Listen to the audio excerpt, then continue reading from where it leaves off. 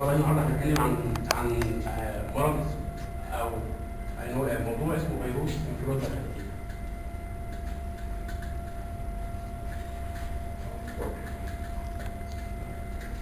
هو بس في الاول احنا هنعمل بس نعمل مقدمه للموضوع يعني فيروس. نتكلم الاول عن الانفلونزا ونتكلم عن الانفلونزا الخنازير بمعنى صح. الفيروس ديت يعني كائنات حيه دقيقه زيها زي البكتيريا زي الفيروسات، تصيب الانسان وتصيب برضه الحيوانات، بس كل نوع فيروس الانسان ليه انواع معينه من الفيروسات تصيبه، والحيوانات برضه لها انواع معينه من الفيروسات تصيبه، وكذلك النباتات وكل اي كائنات حيه ممكن لها فطريات تاثر عليها. الفيروس ديت كائنات حيه دقيقه تصيب الانسان او الحيوان، لا ترى بالعين المجرده، لازم ميكروسكوب عشان نشوفها. الفيروسات ديت تقدر تهاجم جسم الانسان لا بحاله من اثنين، لو قدرت تخترق جسم الانسان بس لازم تكون هي قويه بدرجه ان هي تصيب الانسان الصحيح، او الانسان مناعته ضعيفه لدرجه ان الفيروس العادي من غير ما يكون قوي فيروس قوي يقدر يصيبه. تصيب كذا مكان، ما بنتكلمش عن الفيروس الخنازير، بنتكلم على الفيروسات بمعنى عامه تصيب اي مكان في جسم الانسان، ممكن تصيب العين، تصيب تدخل من خلال الانف او الفم تؤثر على الجهاز الهضمي، تدخل من خلال الفم تؤثر على الجهاز التنفسي، الفم او الانف، تدخل من خلال من الفم تؤثر على الجهاز التنفسي الجهاز الهضمي، تصيب الجلد زيها زي كذلك البكتيريا والفطريات. الانفلونزا او فيروس الانفلونزا احنا عندنا ثلاث انواع من الفيروسات الانفلونزا.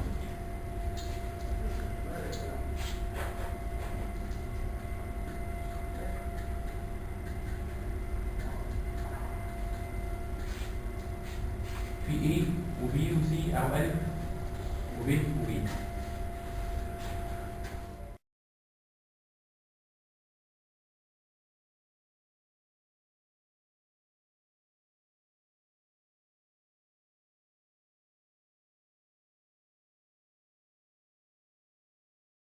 ده معنى كده ان الفيروس كل شويه بيحور نفسه. الاجسام المضاده اللي طلعت من جسم الانسان عشان تكسر الانفلونزا ديت خلاص غلبت عليها، وبعد شويه جاله فيروس ثاني متحول ثاني بشكل ثاني غير الشكل الاولاني، عشان كده اصاب ثاني بالفيروس. التحول ديت اكثر مع انفلونزا نوع الف واكثر مع انفلونزا نوع ب، عشان كده لما يصيب الانسان بانفلونزا نوع الف او نوع ب بتعمل اعراض جامده. اما انفلونزا سي اللي هو ب التحول ديت بسيط، فعشان كده لما الانسان يصاب بيها هو بالفعل عنده المضادات او الاجسام المضاده اللي تقدر تكسر عليها، فاول ما تصيب الانسان الثاني الجسم يكسرها ويغلب عليها، عشان كده ما بتعملش اعراض. تمام؟ احنا كده كنا ولا مركزين؟ تهنا صح؟ طيب نرجع تاني للموضوع. احنا عندنا حاجه اسمها فيروسات انفلونزا الخنازير. الفيروس ديت زي الطفيليات اللي بتاثر على جسم الانسان. طبعا الفيروس يدخل يتكاثر ويصيب جسم الانسان، يحصل له ايه اعراض الفيروس؟ اولا في الاول عشان الفيروس يعمل اعراض لازم عدده يزيد، هو بيغيب فتره حضانه الفيروس، عشان انا اصيب بالفيروس يجي الفيروس ويدخل في جسمي من يوم لحد 4 ايام فتره الحضانه اللي هو يتكاثر فيها لدرجه ان هو يبقى عدد كبير يقدر يعمل لي اعراض. تمام؟ ايه هي بقى اعراضه؟ اعراضه هي زي نفس اعراض الانفلونزا العاديه اللي هي الكحه والرشح والعطس والهمدان في الجسم، وفي برضه بعض الناس يبقى عندهم ترجيع واسهال. طب ازاي ممكن نفرق من غير المعمل، من غير ما نشخص الانسان؟ الانسان دي ممكن يكون شخص فيه اللي هو عنده انفلونزا خنازير، وديت ما عندوش انفلونزا خنازير. ديت ممكن يكون مختلط بانسان مختلط بالخنازير، او مختلط بانسان عنده انفلونزا خنازير يتشخص هو انفلونزا خنازير. او في اعراض يعني بعض الاعراض بتبقى مختلفه شويه عن الانفلونزا العاديه، اللي هو بالنسبه للسخونيه بتبقى عنده سخونيه الانسان اللي عنده انفلونزا خنازير.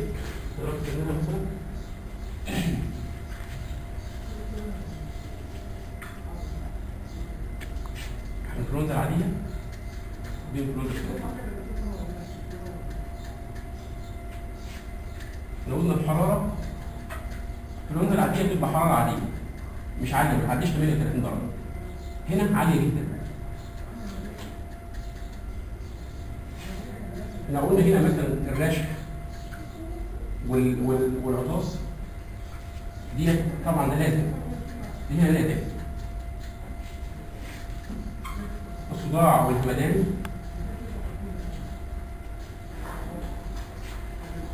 هنا موجود وهنا اكثر بكتير يعني كثير. هنا الاعراض بتاعت الانفلونزا عامه بتبقى ايه؟ بتبقى محتمله ومتقدمه، بتتقدم بدرجه بطيئه. هنا بتتقدم بدرجه كبيره جدا، يبقى الانسان عنده سخونيه بسيطه، اخر اليوم يبقى سخونيه عاليه جدا، اخر اليوم هو مصدع جدا، والاعراض بتتفاقم اسرع في الانفلونزا الخنازير اكثر من الانفلونزا العاديه. هنا الكحه غالبا بيبانها، هنا غالبا الكحه جت. دي الفرق بين الانفلونزا العاديه والانفلونزا الخنازير.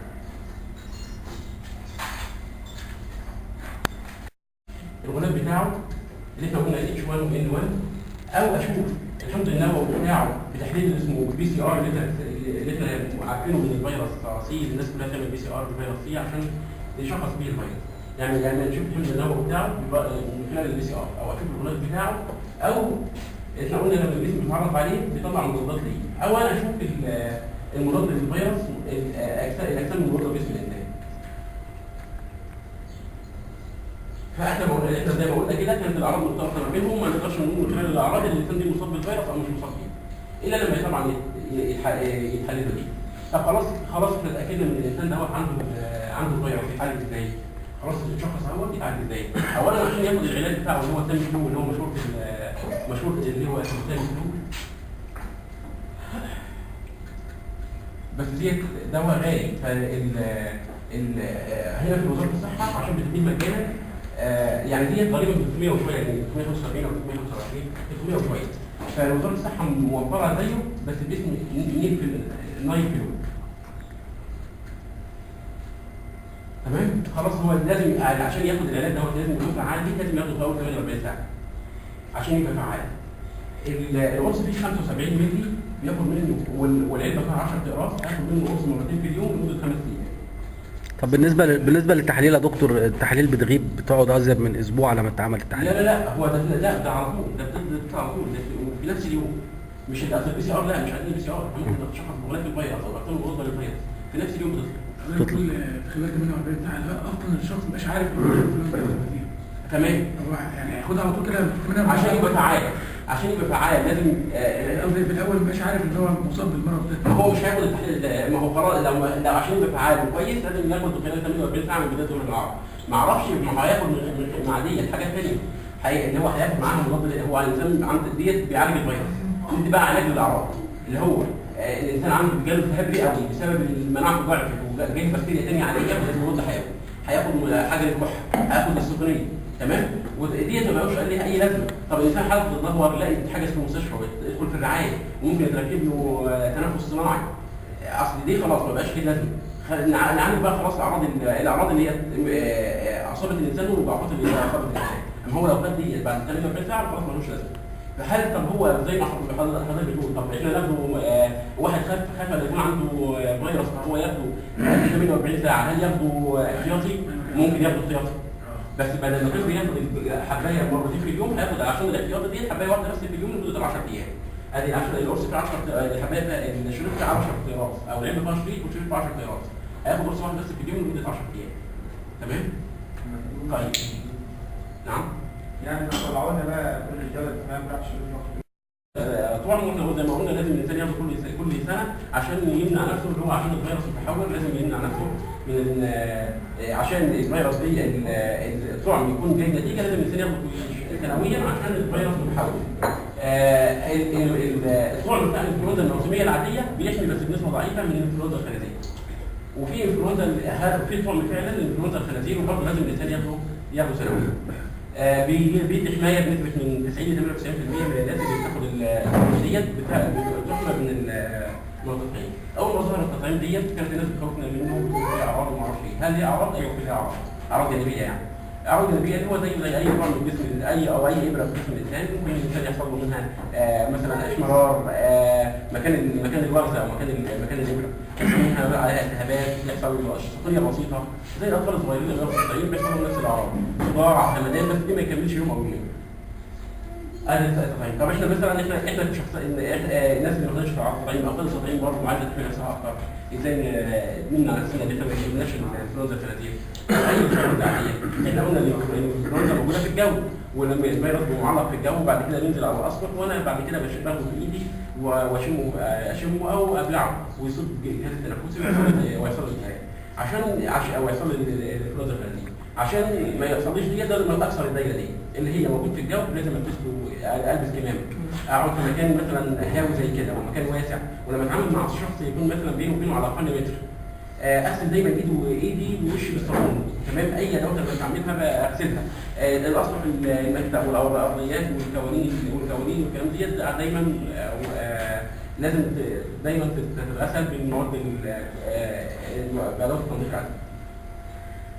طيب لو احنا عندنا انسان عنده فيروس الانفلونزا الخنازير بالفعل وكانت حالته بسيطه واخد له علاج وراحوا البيت، ازاي نتعامل معاه؟ او كان موجود في المستشفى ازاي نتعامل معاه؟ لو موجود في البيت طبعا لازم يكون في مكان لوحده معزول تماما عنه، ما يدخلوش غير واحد بس، عشان كل ما يدخل عليه كذا واحد كذا واحد يبقى عرضه لانتشار المرض. اما لما يدخل واحد بس يبقى الواحد دي بس هو اللي عرضه. يعني لما يبقى ديت تعبان نقدر نعالج واحد بس، ما نقدرش نعالج مثلا 10. تمام. يبقى هو واحد بس اللي بيختلط معاه. قاعد في مكان هاوي، لما يجي اتعامل معاه برضه يكون تعاملي لابس كمامه طبعا، والمريض ده هو لابس كمامه. المريض او انا او اي حد لما يجي يعطس او يلف لازم يلف منديل ويخلص منه مباشره. لازم برضه نغسل الكوالين والمكتب والارضيات بتاعته مباشره. يقعد في البيت لوحده لمده 5 ايام من بدايه ظهور الاعراض من غير ما حد يدخل عليه غير المخالط ليه لوحده لمده 5 ايام لحد ما يخف تماما. الموضوع ده ياخد له 5 7 ايام او يوم واحد بس بعد اختفاء كل الاعراض.